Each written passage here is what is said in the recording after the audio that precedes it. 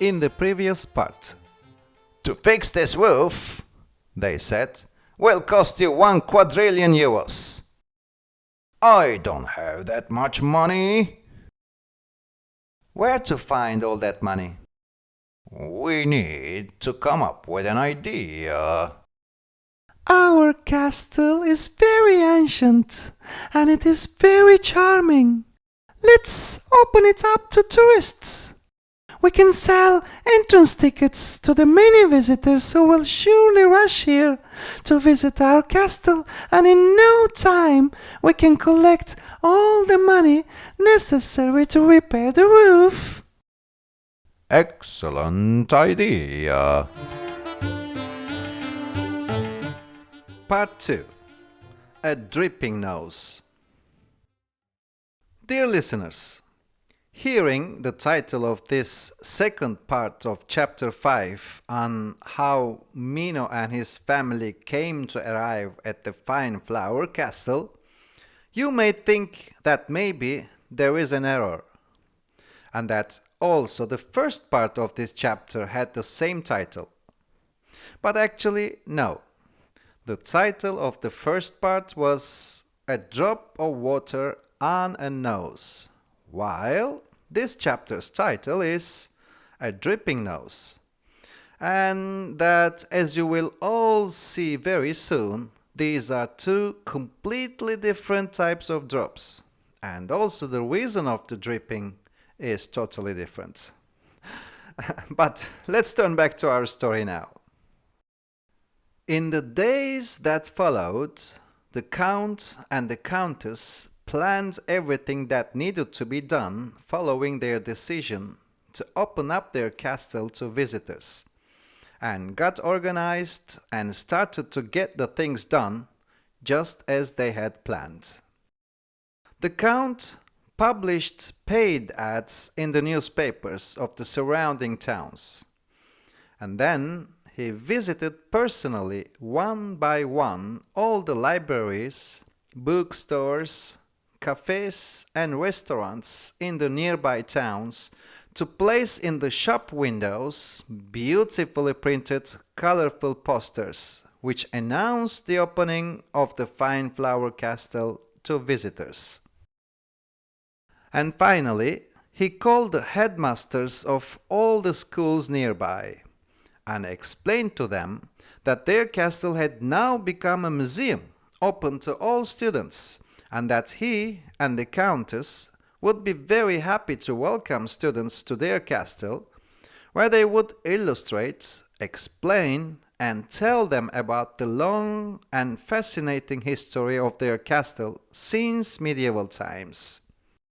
The Countess Fineflower, on the other hand, prepared dozens of small flower pots with pretty flowers to give to each visitor as a souvenir, and she cooked for several days a big amount of biscuits and cookies to offer to visitors, together with a cup of tea or coffee or hot chocolate.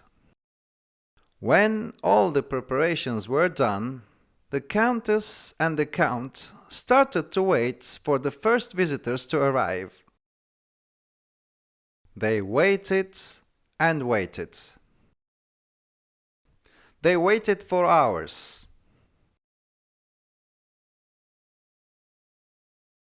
And then they waited for days.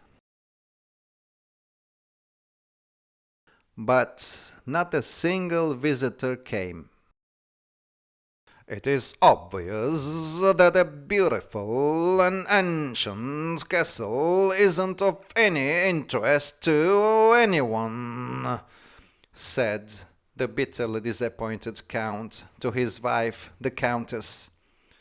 We will never find a quadrillion euros to fix the roof, and we will be obliged to sell our castle and move out to a normal apartment, just like those repairmen said.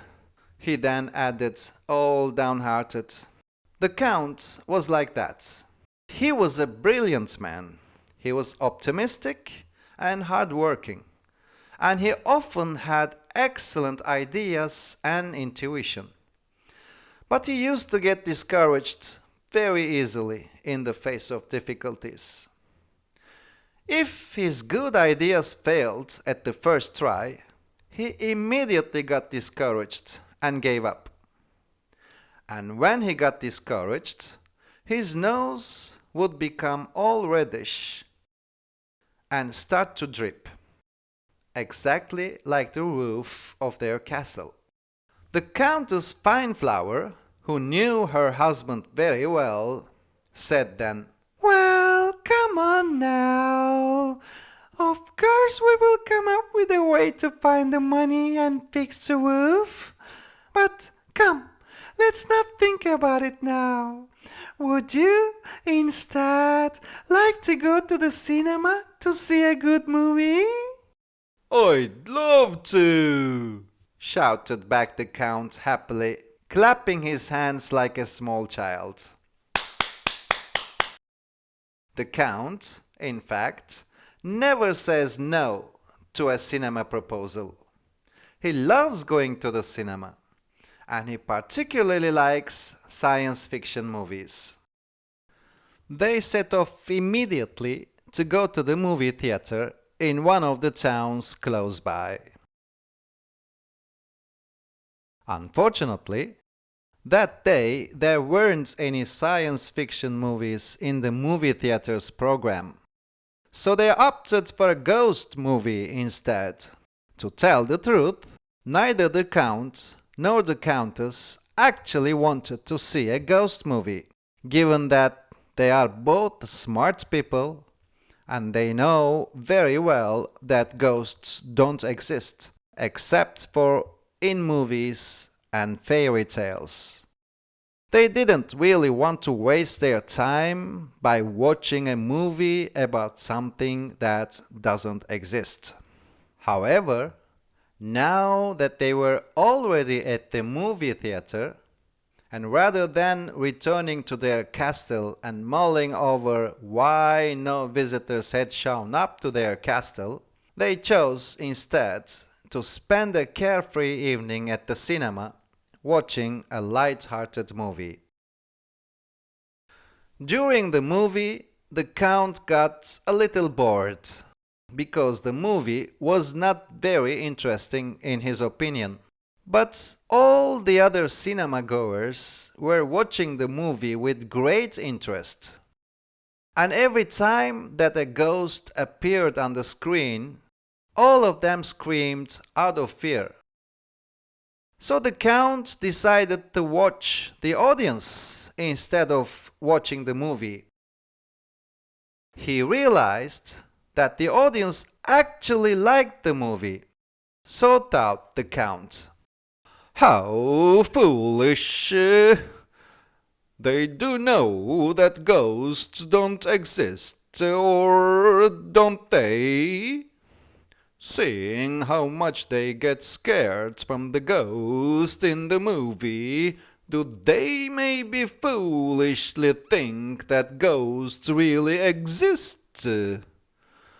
Well, seeing how much they get scared, I suppose they think that ghosts exist.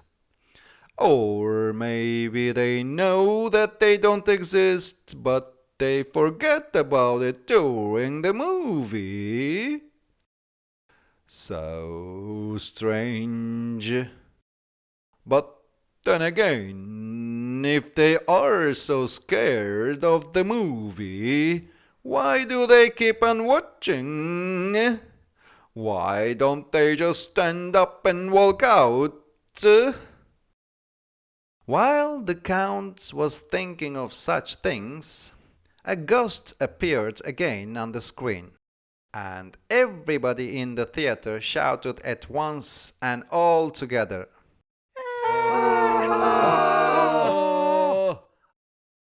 Yes, they were frightened, but they laughed too. Well, exactly at that very moment, the Count finally realized something very clearly. People like to get scared. They love the fact that the ghosts on the screen scare them. When the movie ended and the Count and the Countess had left the theater, the Count explained to the Countess what he had just discovered about human psychology, and he added, "Now I see clearly what we must do. We must have ghosts in our castle.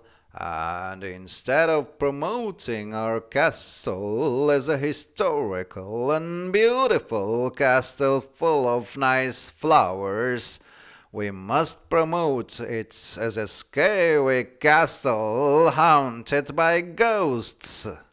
Then, yes, then we will have hordes of visitors rushing to our castle, and they will be glad to pay for the entry tickets."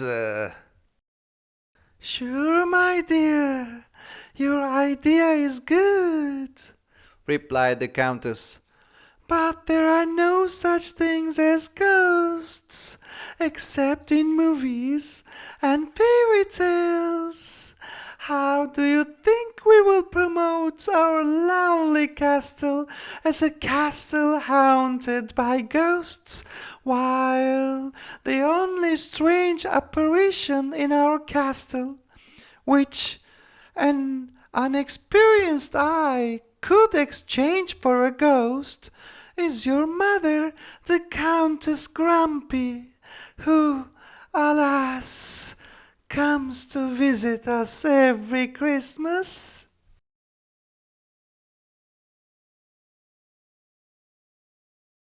Are you so very sure that we can't make some ghosts by ourselves?" the Count asked the Countess. "My husband has just gone mad," thought the Countess. But seeing that now at least he didn't have a runny nose anymore, she didn't say anything.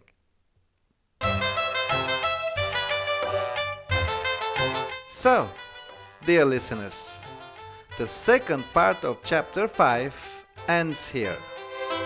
I will continue to tell you the story about Minos and his family's arrival at the Fineflower Castle next week.